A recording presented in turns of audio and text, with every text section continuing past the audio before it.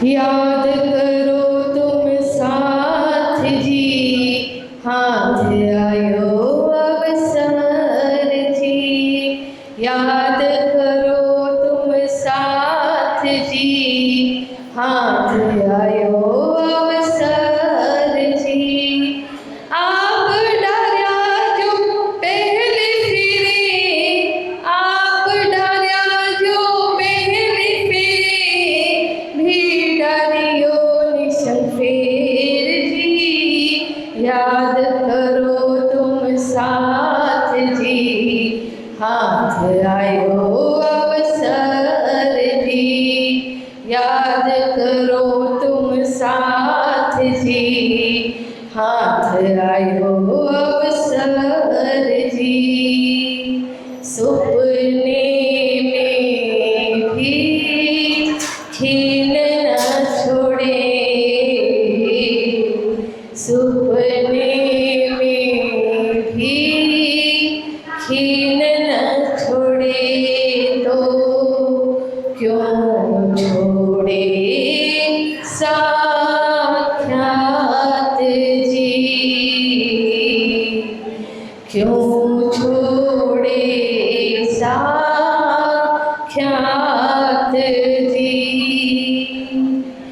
दया देखो प्यूज की हृदय माहे, दया देखो प्यूज की हृदय माहे।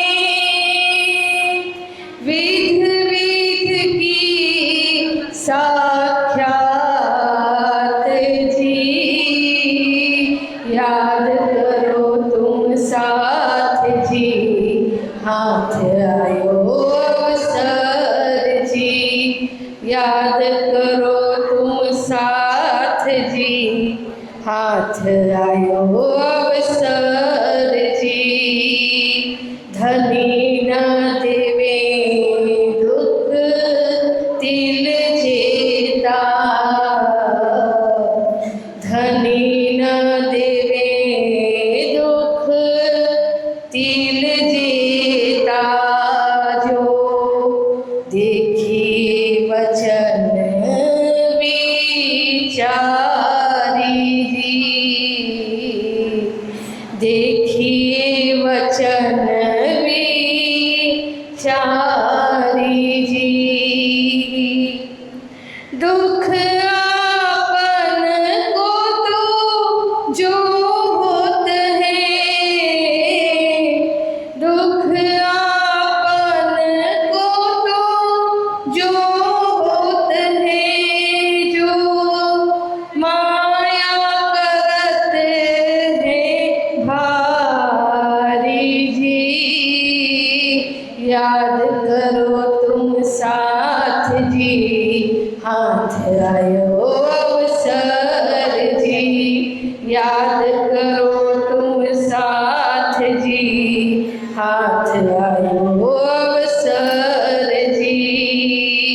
खेल याद देने को मेरे पियू जी, खेल याद देने को मेरे पियू जी। दुख दिए अति घने जी, दुख दिए अति घने जी। साथे मनोरथ ए जो किए, साथे मनोरथ ए जो किए। धनिये राखे मन आपने जी। याद करो तुम साथ जी, हाथ आयो अवसर जी। याद करो तुम साथ जी, हाथ आयो अवसर जी। अब इन उजाले जो न पहचान पहचाने, अब इन उजाले जो न पहचाने तो आपन बड़े गुनहगार जी, आपन बड़े गुनहगार जी। चरण नाग कहे इंद्रावती, चरण नाग कहे इंद्रावती, पियू जी के गुण अपार जी। याद करो तुम साथ जी, हाथ आयो अवसर जी। याद करो तुम साथ जी, हाथ आयो अवसर जी। आप डरा जो पहले फिरे, आप डरा जो पहले फिरे, भी डरियो निशंक फेर जी। याद करो तुम साथ जी, हाथ आयो अवसर जी। याद करो तुम साथ जी, हाथ आयो अवसर जी। हाथ आयो अवसर जी, हाथ आयो अवसर जी। बोलो श्री प्राणनाथ प्यारे की। सुख डारो आग में ए जो झूठी माया के, पिंड ना देखो ब्रह्मांड, राखो धाम धनी सुरत जे, राखो धाम धनी सुरत जे। बोलो कृष्ण कन्हैया लाल की, श्री निजानंद स्वामी की, श्री प्राणनाथ प्यारे की, महारानी बाईजुराज की, महाराजा छत्रसाल की, गुरुजी मंगलदास महाराज की, श्री कृष्ण प्रणामी धर्म की, तीनों पुरी धाम की, सर्व सुंदर साथ की। कोई देता कसाला तुमको प्रणाम। उपस्थित धर्मप्राण शिरोमणि सुंदर साथ जी, माताएं बहनें भाइयों, नित्य चर्चा जो इस मंदिर के माध्यम से प्रतिदिन 7 बजे सुबह चर्चा के द्वारा प्राणनाथ जी की वाणी, प्राणनाथ जी के विचार, प्राणनाथ जी का उद्देश्य विश्व शांति, विश्व एकता, विश्व प्रेम के लिए जो उन्होंने प्रसारित किया है, उसे वाणी के माध्यम से समझाया जाता है, सुनाया जाता है। तो आज भी इसी कार्यक्रम में आप सब बैठे हैं। थोड़ी देर सभी शांति से बैठें। तो देखिए, 3 प्रकार का मिलन होता है ना। एक होता है परिवार मिलन। कभी कोई त्योहार बार आता है, परिवार के सभी सदस्य इकट्ठे हो जाते हैं, भाई बहन भाभियाँ, परिवार में अभी जो जितने भी हैं, भरा पूरा परिवार होता है। उसका एक अपना आनंद है परिवार मिलन का। सुख दुख की बातें होती है, बचपन की बातें होती है, कभी लेन देन की भी बातें होती है, और एक साथ भोजन करते हैं, उठते हैं, बैठते हैं। वो एक अपना आनंद है।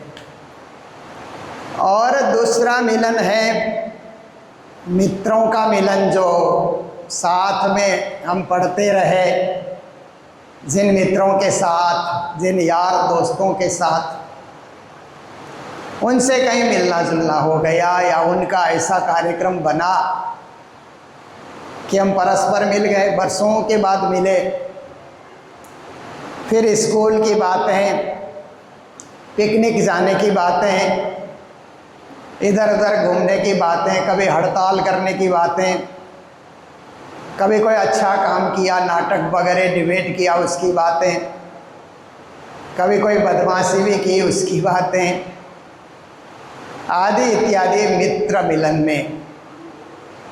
और मित्र मिलन में तुम क्या कर रहे हो, हम क्या कर रहे हैं, तुम किस कंपनी में हो, हम किस कंपनी में हैं, तुम कितना कमाते हो, हम कितना कमाते हैं, ये जो है पारिवारिक बात से थोड़ा ऊपर उठ करके एक सामाजिक बातें और व्यापारिक बातें, कभी कभी राजनीतिक बातें भी हो जाती है मित्र मिलन में। पर आज हम जिस मिलन में बैठे हैं यह है सुंदर साथ मिलन। सुंदर साथ का एकजुट होना। हम पहले भी मिले होंगे, पहले भी कोई कार्यक्रम में साथ रहे होंगे, पर इस बार बायजूराज संघ का एक अंतर्राष्ट्रीय मिलन हो रहा है, अंतर्राष्ट्रीय सम्मेलन हो रहा है।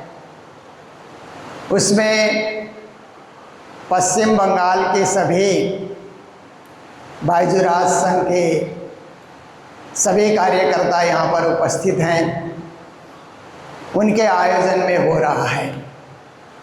और फिर सिक्किम बायजूराज संघ के सभी प्रतिनिधि हैं, आसाम बायजूराज संघ की प्रतिनिधियाँ हैं, भूटान बायजूराज संघ की जो है माताएं बहनें प्रतिनिधि यहाँ उपस्थित हैं, और नेपाल बायजूराज संघ व्यापक रूप से विस्तार के साथ पूरे नेपाल में फैला हुआ है, उनके भी सदस्य यहाँ पर उपस्थित हैं। तो एक समागम, एक अंतर्राष्ट्रीय समागम 3 देश का,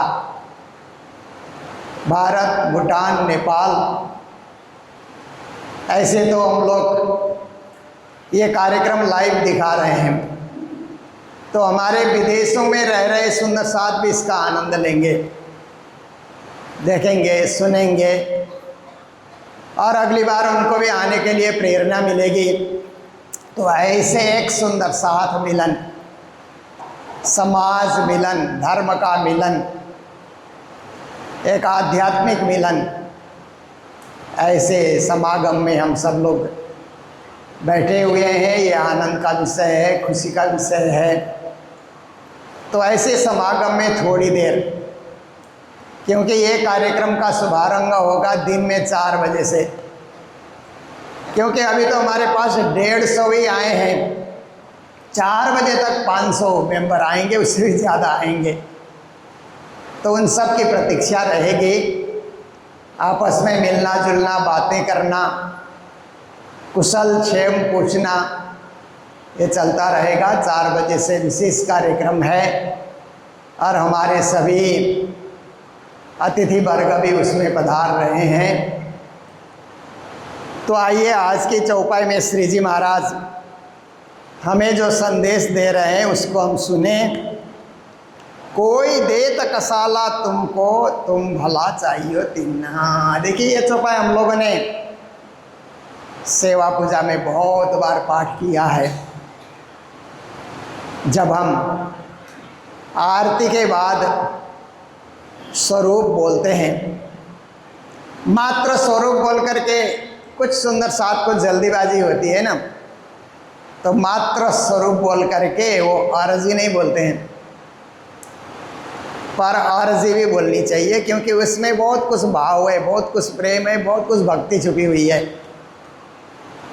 अब लोग शाम को क्या होता है, शाम को लोगों को जल्दी लगी है तो भाई नहीं रे नौखंड आरती ये पाठ नहीं होगा, स्वरूप सुंदर सन कुल सकबल इतना करके फटाफट सेवा पूजा पूर्ण कर लेते हैं। पर आपके पास समय है, और आपको राज्य ने ये कार्य करने के लिए प्रेरित किया है, तो पूरा करिए ना, पूरा गाइए। प्राणनाथ जी महाराज हरिद्वार में थे तो कैसे कैसे संतों का मिलन, कैसे कैसे धर्माचार्यों का मिलन हुआ, कैसे कुंभ मेले में आए। मात्र कुंभ मेले में नहीं, परात्पर पूर्ण ब्रह्मा परमात्मा की भक्ति को जानने के लिए कैसे लोग तरस तरस करके आए। ये सारा वृत्तांत भई नैरे नौखंडो आरती में दिया गया है। और जो अर्जी है, जिसको छोटी अर्जी भी हम लोग कहते हैं, एक बड़ी अर्जी भी है, वो तो अष्टप्रहर की पूजा में ही की जाती है। पर हम लोग तो 2 प्रहर की पूजा करते हैं घरों में, परिवार में। तो 2 प्रहर की पूजा में केवल छोटी अर्जी है, निस्दिन ग्रह्य प्रेम सो श्री युगल स्वरूप के चरण निर्मल होना याइसों और धाम वर्णन। ये चौपाई इतनी मीठी है, सार गर्भित है, रहस्यमय है कि मैं तो सुंदर साथ से आग्रह करता हूँ, सुबह नींद खुले ना आपकी, जब नींद खुले उसी टाइम बिस्तर में बैठिए, हाथ जोड़िए और ये चौपाई पाठ कीजिए। निस्दिन ग्रह्य प्रेम सो श्री युगल स्वरूप के चरण निर्मल होना याइसों और धाम वर्णन। इन विध नरक से छूटिए और उपाय कोई नाई, भजन बिना सब नरक पच पच मरिए माई। इतना ही 2 चौपाई पाठ कीजिए, क्योंकि हम रात से जग रहे हैं, दिन में प्रवेश कर रहे हैं, इसीलिए निस्दिन ग्रह्य प्रेम सो, रात दिन प्रेम पूर्वक युगल स्वरूप के चरणों का ध्यान करना है, उसी से हम निर्मल हो सकते हैं। और परम धाम का वर्णन सुनते रहना है, क्यों आत्मा भटक न जाए, कहीं अटक न जाए, दुविधा में न पड़ जाए। इसीलिए 25 पक्ष का वर्णन हम सुनते रहें। तो आप देखिए इससे क्या होगा कि आपका एक स्मरण राज्य के प्रति जागते ही प्रारंभ हो जाएगा। नहीं तो कभी क्या होता है कि जागने के 1 घंटे तक भी राज्य का स्मरण होता ही नहीं। उठ रहे हैं, कपड़े तैयार कर रहे हैं, गीज़र चला रहे हैं, बाथरूम में सब तैयारी देख रहे हैं, फिर हम शुद्ध होने के लिए तैयार हैं, सफ़ा और धोए हुए कपड़े पहन रहे हैं, उस सब का ध्यान रहता है, पर राज्य का ध्यान नहीं रहता। सब किसके लिए कर रहे हैं, ये सब तैयारी क्या है, तो उसको भी तो याद करना चाहिए। जिसके लिए सब तैयारी है उसको तो भुला दिया 1-1.5 घंटे तक, और केवल तैयारी ही किए जा रहे हैं। तो अच्छा है कि पहले उसको याद करें, फिर हम तैयारी करें, यूँ तैयारी कीजिए। तो इस प्रकार से सुबह सुबह इस चौपाई का हम प्रयास करें, कोशिश करें, पर बहुत कठिन है इसको साधना। कहना हमारे लिए भी सरल होता है, मैं भी कई सालों से प्रैक्टिस करता हूँ ये, पर कभी कभी एकदम से विस्मरण हो जाता है, 5 मिनट के लिए, 10 मिनट के लिए, तब जाकर के लगता है हो असली चीज़ तो हम भूल ही गए। हम रात भर सोए और जिन्होंने हमारे श्वास को चलाए रखा, शायद वो सोए या नहीं सोए हमारे श्वास को चलाने के लिए ना, हमारी धड़कन को चलाते रहे, हृदय की धड़कन को धक धक धक धक करके जो चलाते रहे, उन्होंने विश्राम किया कि नहीं इसका कोई हमें खबर नहीं है, पर हमें तो विश्राम करने का मौका दिया ना उन्होंने। इसलिए ऐसे परात्पर पूर्ण पुरुषोत्तम पर ब्रह्म परमात्मा अक्षरातीत धाम के धनी, उनको याद करना और उनको याद करके ये चौपाई का पाठ करना। ऐसे तो निजनाम का पाठ भी करते हैं, पर निजनाम के पाठ और वाणी की चौपाई के पाठ में कोई विशेष अंतर नहीं है। निजनाम महामंत्र है, ये महाग्रंथ की चौपाइयाँ हैं। तो इसमें कहते हैं कि धामधनी के चरणों को हम दिन रात याद करें, इसी से निर्मल हो सकते हैं, और कोई उपाय नहीं है। ये शरीर को कहा नरक श्री जी ने, क्योंकि ये शरीर तो गंदा है ना, इसको बार बार साफ करना पड़ता है। दिन भर शरीर को हमने खींचा, शरीर से काम लिया, तो रात को विश्राम के बाद सुबह इसको धोना, नहाना, साफ करना, वस्त्र भी धोना, पूरे शरीर के कई अंगों का ध्यान रखना पड़ता है साफ सफाई के लिए, तब जाकर के हम शुद्ध होते हैं। फिर भी अंदर दृष्टि डाल करके देखो तो अंदर से तो शुद्ध होना कठिन है, इसीलिए केवल भावना से हम शुद्ध होने के लिए अंदर से प्रयास करें और बाहर से पानी से धो धो करके सफा करके शुद्ध होने का प्रयास करें। तो इसी प्रकार इस शरीर रूपी नरक से हम छूट सकते हैं, और उपाय कोई ना, दूसरा कोई उपाय नहीं है। और भजन बिना फिर अंतर पवित्रता के लिए भजन करें, भक्ति करें, नाम जप करें, धुन लगाएं, कुछ न कुछ गुनगुनाते रहें। तो उससे क्या होता है कि भजन बिना, भजन किया तो शरीर ही परम धाम है, शरीर ही परम धाम जाने का साधन बन जाएगा। इसी से हम परम धाम पहुँचेंगे। और जहाँ हमने ध्यान नहीं दिया तो होगा क्या कि ये शरीर ही हमको नरक की ओर खींच करके ले जाएगा। इसलिए ये चीज़ ध्यान रखने का एक विषय है, ख्याल रखने का एक विषय है। तो इसी छोटी अर्जी की, क्योंकि ये छोटी अर्जी है ना, वाणी में से जगह जगह से चुन करके उसको तैयार किया है हमारे परमहंसों ने।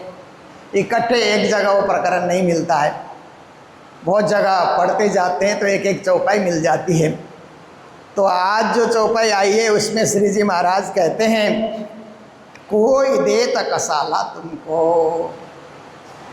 कभी कभी क्या होता है कि कुछ लोग कष्ट देते हैं ना, घर में भी कभी कभी घर की सास ही कष्ट देती है बहू को, और कभी बहू सास को कष्ट देती है। देखिए ना क्या बात है ना, जो सबसे नज़दीक का रिश्ता है वही एक दूसरे को कष्ट देने का भाव होता है। और कभी कभी आप देखिए बड़ा भाई छोटे भाई को कष्ट देता है, कभी किसी परिवार में छोटा भाई बड़े भाई को कष्ट देता है। तो इस तरह से आप विचार करके आप देखिए।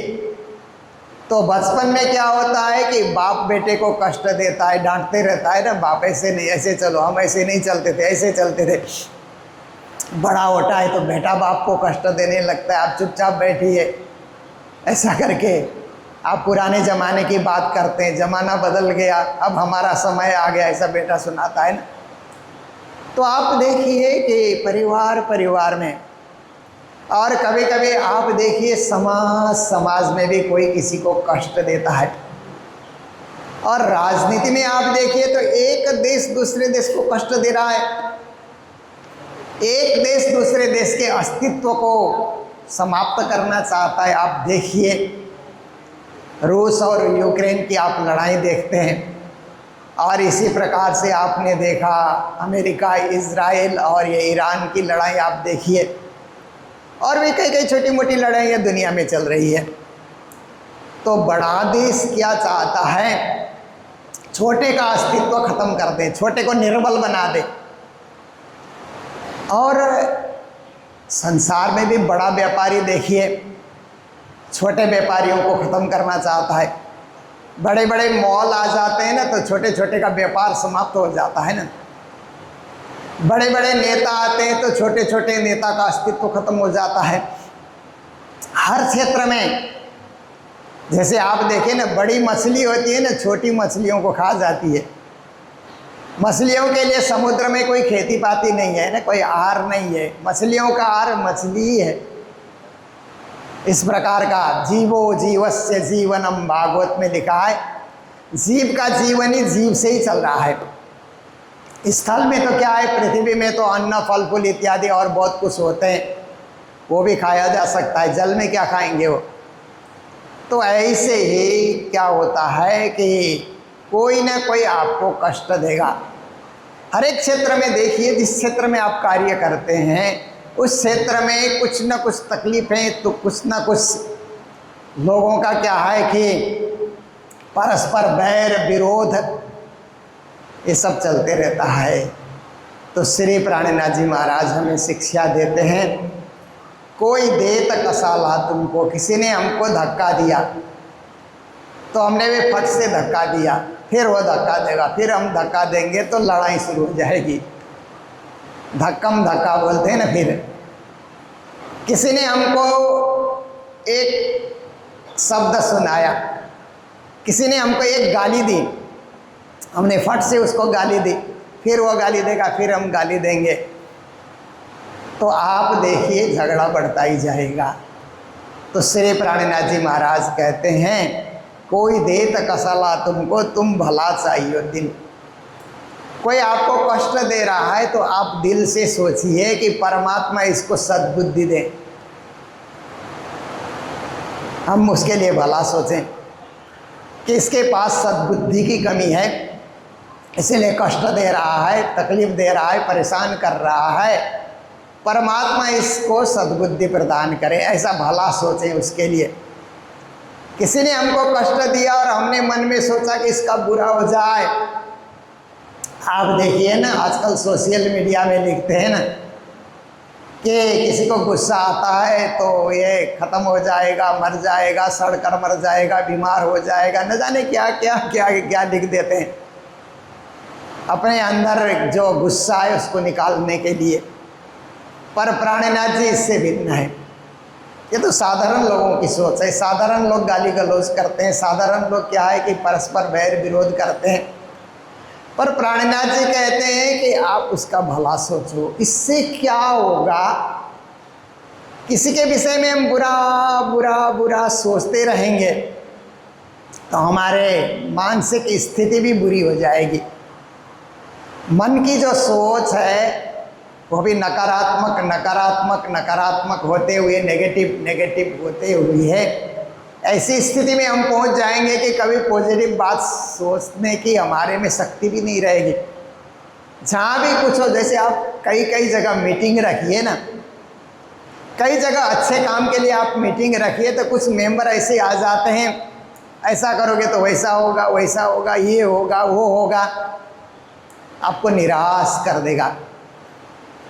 तो ऐसे निराश करने वाले लोगों से निराश नहीं होना है। आप सोचिए परमात्मा इसको सद्बुद्धि दें, ये अच्छा बोल सके, सुबह बोल सके, सुबह सुबह बातें सुबह सुबह करे। क्यों ये गलत करता है, परमात्मा इसको भी सद्बुद्धि दे, भाव रखना चाहिए। पर इसने गलत बोला बोल के हम भी उसको गलत बोलने लग जाएं, ऐसी बात नहीं। आप देखिए, हम लोगों ने प्राणनाथ चतुर्थ शताब्दी मनाने के लिए बहुत बड़ी मीटिंग एक बार रखी थी, दिल्ली में बहुत बड़ी मीटिंग रखी थी, सब जगह से सुंदर साथ आए थे। तो एक नेगेटिव बोलने वाला सुंदर साथ खड़ा हो गया वहाँ और कहता है कि दिल्ली में आप जुलूस निकालेंगे। मैंने कहा दिल्ली में प्राणनाथ जी जहाँ जहाँ गए ना वहाँ हम लोग जुलूस निकालें। तो बोलेगा कि ये तो परमिशन ही कोई नहीं देगा, पुलिस परमिशन नहीं देगी। अच्छा भाई, फिर उसने ऐसे ऐसे मोबाइल किया, वेदर कैसा है वो दिन का, वो दिन तो बरसात है बोलता है। कई कई तरह से उसने हम लोगों को निराश करने की कोशिश की। हम लोगों ने कहा बरसात हो, धूप हो, सर्दी हो, गर्मी हो, होगा, हो के ही रहेगा, क्योंकि प्राणनाथ जी का जो है प्राकट्य दिवस ही उसी में आ रहा है, हम कहाँ भागेंगे उससे। कार्यक्रम होगा। तो कार्यक्रम बहुत अच्छा हुआ, बहुत बेहतर हुआ। हम लोगों ने 400 पारायण के साथ चतुर्थ शताब्दी महोत्सव भव्यता के साथ वहाँ पर संपन्न किया। अगर नेगेटिव वाले की बात में हम लोग निराश हो जाते तो कुछ भी नहीं कर पाते। हम लोगों ने तो 400 जगह कार्यक्रम किया चतुर्थ शताब्दी में, सब जगह सुंदर साथ ने बढ़ चढ़ करके भाग लिया, जीवन को सफल बनाया। तो हमें सकारात्मक सोच की ओर जाना है, ये श्री जी की शिक्षा है। तो कोई दे त कसाला तुमको, तुम भला चाहिए तिन सरत धाम की न छोड़ियो, क्योंकि किसी के विषय में भला सोचने से हम में क्या है कि एक पॉजिटिव वाइब्रेशन हम में चलता रहेगा। दूसरे के विषय में अच्छा सोचते हैं तो हमारे अंदर ही अंदर पॉजिटिव वाइब्रेशन चलता रहेगा, और दूसरे के विषय में नकारात्मक सोचते हैं तो एक नेगेटिव वाइब्रेशन चलता रहेगा। इसके लिए जीने के लिए तो पॉजिटिव वाइब्रेशन चाहिए ना। मरने के लिए नकारात्मक नेगेटिविटी मरने के लिए चाहिए, पॉजिटिविटी जीने के लिए चाहिए।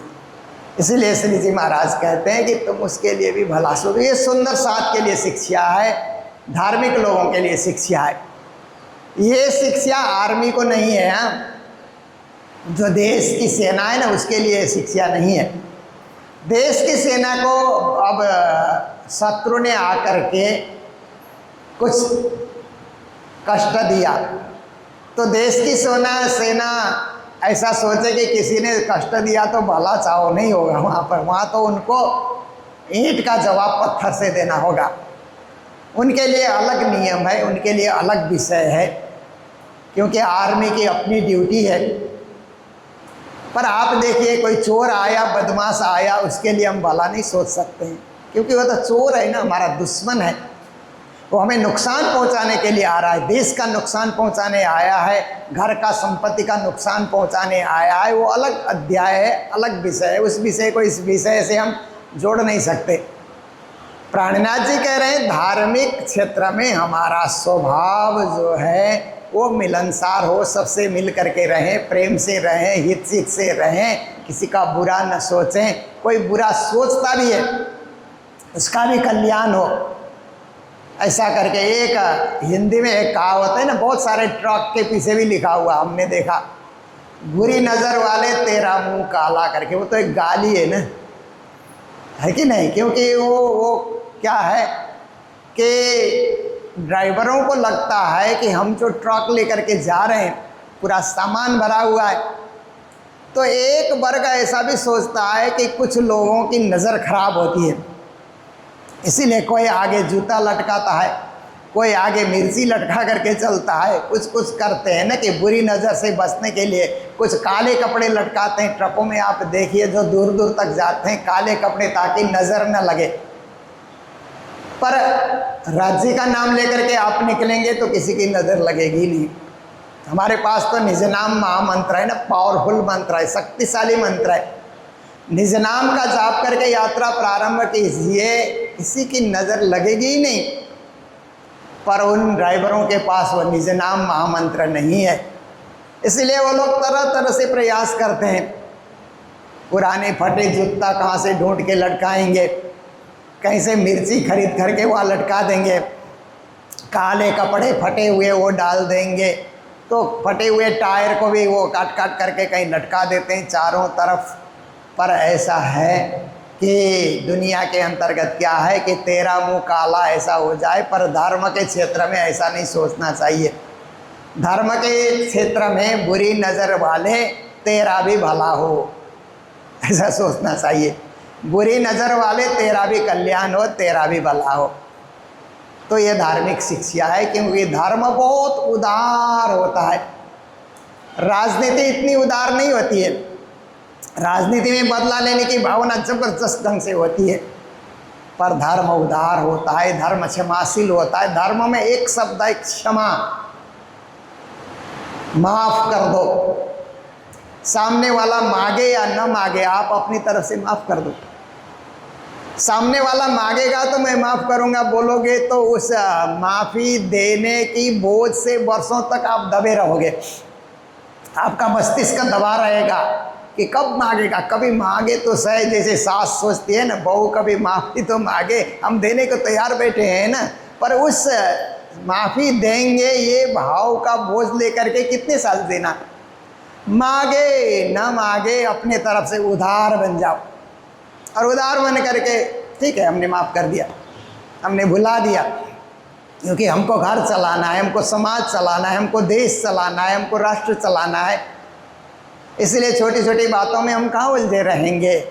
तो श्री जी महाराज कहते हैं सरत धाम की न छोड़ियो, क्योंकि आप अनुदार विचार के तरफ, अपवित्र विचार के तरफ, किसी की बुराई के तरफ आप सोचने लगते हैं तो आपकी सुरता परम धाम से टूट जाएगी। जब पूजा करने बैठोगे तो आपका शत्रु ही सामने बैठ जाएगा। जहाँ राज्य बैठे हुए हैं ना, वहाँ तो आपका शत्रु बैठ जाएगा। चंदन घिस रहे हैं उसी के विषय में सोच रहे हैं, आरती कर रहे हैं उसी के विषय में सोच रहे हैं, और भोग धरा रहे हैं उसी के विषय में सोच रहे हैं। ऐसी स्थिति हो जाएगी। इसलिए आप माफ़ कर दो, ख़त्म कर दो और अपने कार्य में लग जाओ। आपका जो कार्य है, आपकी जो ड्यूटी है, आपकी जो जिम्मेदारी है, वो इसमें लग जाओ। हम दुनिया को नहीं सुधार सकते, पर खुद को तो सुधार सकते हैं। दुनिया कब सुधरेगी हमें पता नहीं, हम तो आज ही सुधर सकते हैं, अब भी सुधर सकते हैं, इसी वक्त सुधर सकते हैं, क्यों नहीं सुधर सकते, हम जरूर सुधरेंगे।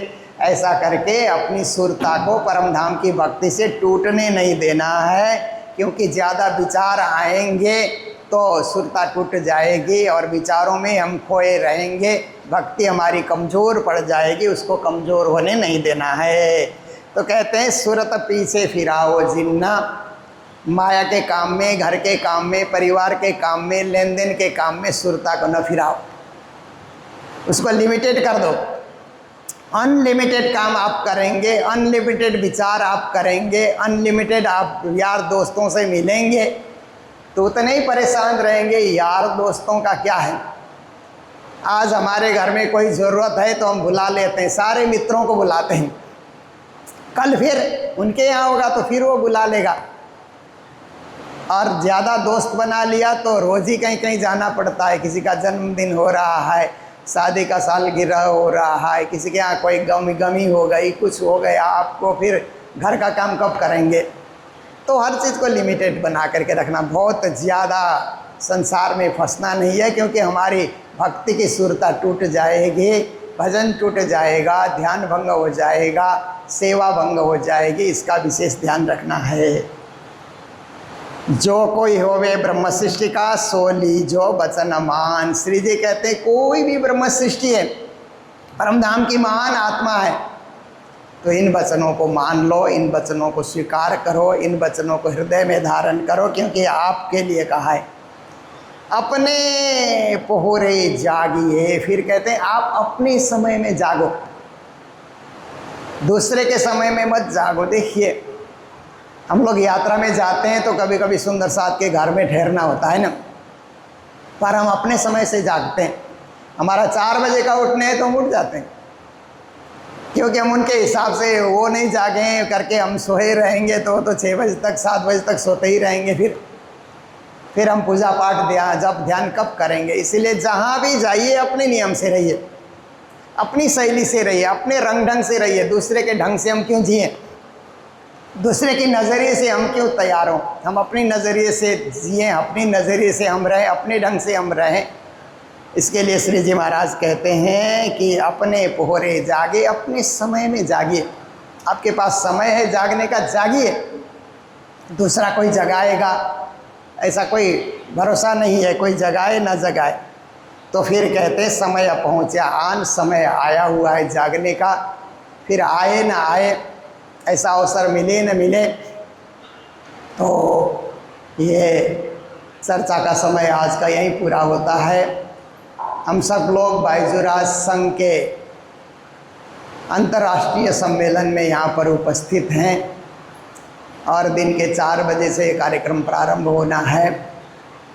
ऊपर जो हमारा पुराना मंदिर है उसके ऊपर जो विशाल हॉल बना हुआ है वहीं पर सारा कार्यक्रम संपन्न होगा।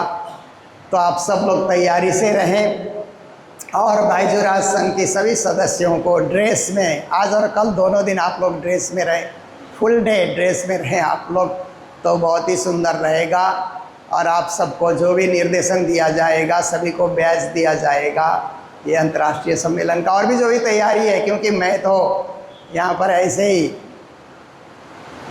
एक शुभकामना देने के लिए, मंगल कामना देने के लिए उपस्थित हूँ। बाकी सब तो हमारी बहनें कर रही है, महीनों से तैयारी कर रही है और प्रथम बार की तैयारी है, क्योंकि ऐसे कार्यक्रम अलग अलग प्रांतों में होते रहे। आसाम वाले आसाम में ही करते थे, सिक्किम वाले सिक्किम में करते रहे, बंगाल वाले बंगाल में, कभी सिक्किम बंगाल का मिलन होता रहा नज़दीक होने के चलते, नेपाल के नेपाल में करते रहे, भूटान में ही चलता रहा। पर आज सबका समागम हो रहा है, पहली बार इस तरह से इकट्ठे होकर के कार्यक्रम करने का, इकट्ठे मिलने जुलने का, परिचय प्राप्त करने का।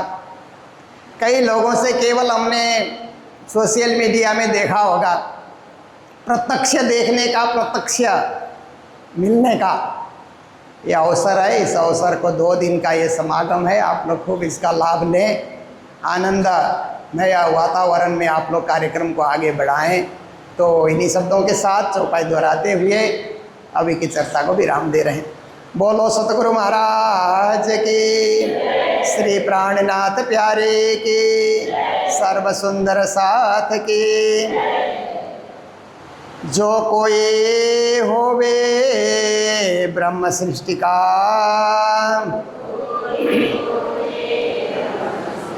सो लीजो बचन ए मान, अपने पोहरे जागियो, समया पहुँचा आन, समया पहुँचा आन। बोलो श्री प्राणनाथ प्यारे की, श्री धाम के धनी की। प्रणाम।